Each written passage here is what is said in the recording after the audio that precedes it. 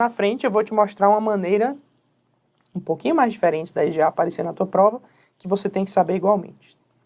Vamos comigo agora, que eu quero falar para vocês sobre a nefrite lúpica, tá certo? O lúpus eritematoso sistêmico é uma doença, como o próprio nome fala, é sistêmica, que acomete principalmente mulheres na idade fértil, tá? Ele pode ter um acometimento renal, normalmente ele tem até um acometimento renal, e pode ser tubular, pode ser glomerular, em vários compartimentos aí do sistema renal e urinário.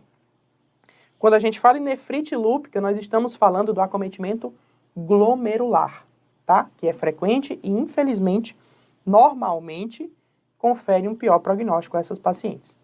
Então, como é normalmente a nefrite lúpica?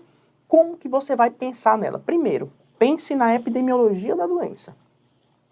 Se você tiver uma mulher ali na idade fértil que apresenta uma suspeita de uma doença glomerular, começou a inchar, está com a pressão alta, está com hematúria, está com proteinúria, se tem alguma suspeita de uma doença glomerular, se ela estiver na idade fértil, você não tem como não pensar que pode ser uma nefrite lúpica. Essa é a principal dica. É a faixa etária, é a epidemiologia da doença sistêmica. Aplique ela à nefrite. Ou, se de bandeja você já recebeu a informação de que ela tem um diagnóstico prévio de lúpus. Tem um diagnóstico de lúpus que tem outro acometimento, articular, cutâneo, hematológico, aí ele abre uma atividade renal, começa a ter hematúria, começa a ter proteinúria, opa, isso deve ser nefrite lúpica. Existem algumas alterações laboratoriais que podem corroborar o diagnóstico, como por exemplo, a presença do anti-DNA, né, que a gente sabe que não é exclusivo para nefrite lúpica, ele é um marcador de atividade de doença, mas está fortemente relacionado à atividade renal, FAN, anti-SM, outros anticorpos relacionados ao lúpus, né, e consumo de complemento. Aqui na nefrite lúpica é diferente da GNPE, aqui consome tanto C3 quanto C4. Então, ativação da via clássica do complemento. Lá na GNPE a gente tem ativação da via alternativa. E a nefrite lúpica, ela é classificada de acordo com dados histológicos. Então, existem as classes 1 e 2, 3, 4, 5 e até a classe 6. Eu deixei aqui um fluxograma para vocês até printarem, copiarem, fazerem o que quiserem, pausem o vídeo, para explicar para vocês a correlação entre a classe e os sintomas. Vem comigo. As classes 1 e 2 são as classes mais brandas. Você não vai mudar o tratamento do lúpus por causa delas, tá? Elas se apresentam normalmente com alteração urinária assintomática, ou seja, é uma paciente lúpica que tem só uma hematúria glomerular ali e uma proteinúria super baixa. Você não vai imunossuprimir ela adicionalmente só por conta disso. A classe 3 e a classe 4, aí não. Aí a gente já tem as classes que chamamos de proliferativas. São as mais frequentes no lúpus. Normalmente a paciente cursa com uma síndrome nefrítica franca, com hipertensão, com edema, com piora da função renal. Pode ter proteinúria importante também. O anti-DNA está lá em cima, o complemento está consumido. Então é a franca atividade do lúpus. Essa nefrite aqui, ela exige imunossupressão adicional, que é dividida em duas fases, a fase de indução e a fase de manutenção. A nefrite lúpica classe 5 é como se fosse uma síndrome nefrótica pura. A gente chama de doença membranosa do lúpus. É uma paciente lúpica que simplesmente incha e tem uma proteinúria enorme e uma hipoalbuminemia. Ponto.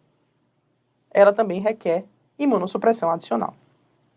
E a classe 6, pessoal, é a classe já da doença renal crônica em estágio terminal, ou seja, precisando de diálise ou de transplante. É a forma esclerosante, né? Você já tem esclerose em mais de 90% dos glomérulos, aqui o rim já cronificou, você não vai precisar imunossuprimir porque não tem mais nem o que salvar, tá? Eu vou jogar na tela para vocês verem, pegarem essa tabela, esse fluxograma, darem uma olhada. Às vezes as provas cobram do tratamento da nefrite lúpica, né? O tratamento principalmente das formas proliferativas, tá? Ou seja, aquelas que conferem um pior prognóstico. E como é que você faz o tratamento delas, né? A fase de indução é com corticoide e uma das duas opções, ciclofosfamida ou microfenolato. Depois você deixa corticoide oral na fase de manutenção também, na fase de indução, vai desmamando até a fase de manutenção e associa com outras drogas como, por exemplo, azatioprina ou então o próprio microfenolato. É muito específico isso, infelizmente cai, por isso que eu falo para vocês, se não caísse eu não falaria, mas pelo menos as drogas do tratamento de indução vocês têm que saber. que é corticoide associado a ciclofosfamida ou micofenolato, tá certo?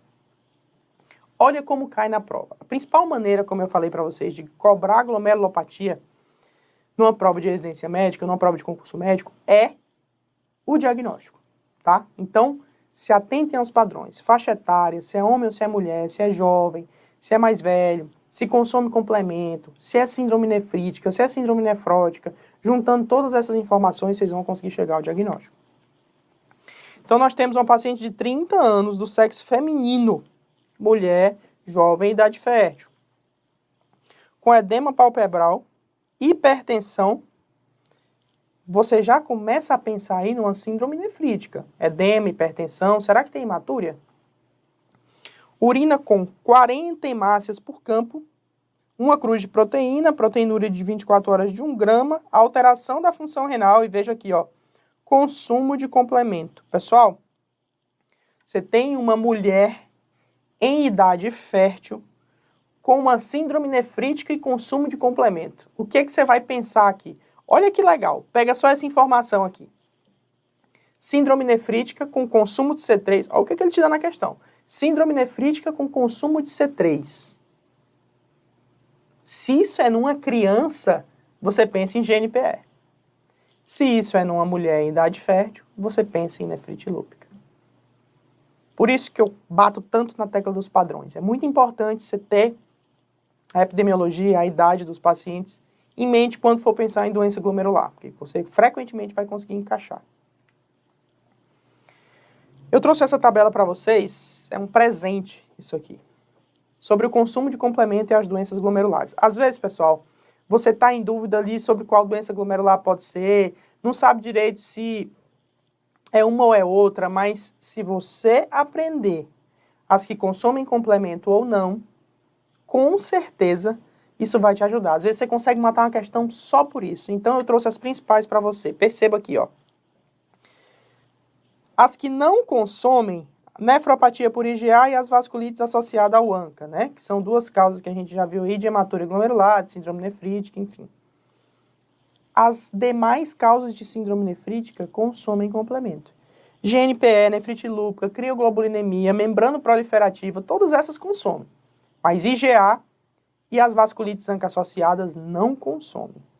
Vejam como isso pode ser muito importante. Temos uma mulher de 32 anos, mulher em idade fértil, que foi internada para investigação. Ela está hipertensa, tem edema de membros inferiores e hematúria. Pessoal, eu tenho uma síndrome nefrítica em uma mulher em idade fértil. Será que isso é um lúpus, por exemplo? Aí ele te dá essa linda informação aqui, ó. C3, C4 e CH50 são normais, ou seja, não há consumo de complemento. Eu não posso pensar em lúpus como principal hipótese diagnóstica, pessoal, porque não há consumo de complemento. Uma síndrome nefrítica com complemento normal, numa mulher de 32 anos, num paciente mais jovem, você tem que pensar em nefropatia por IgA. Ah, professor, mas o senhor falou aqui, por exemplo, de vasculite paucimune, mas veja, aqui ele fala que é nefrótica, que não é nefrótica, ela aqui é nefrítica. E as vasculites, elas se apresentam habitualmente mais em pacientes com idade mais avançada, tá? Então, às vezes, o segredo de identificar uma doença glomerular numa prova está em todo o entorno dela, né? Na idade da paciente, no consumo ou não de complemento, e por aí vai, tá bom? Agora nós vamos falar um pouquinho, pessoal, da síndrome nefrótica, que é o outro polo das doenças glomerulares. Eu tinha falado muito para vocês em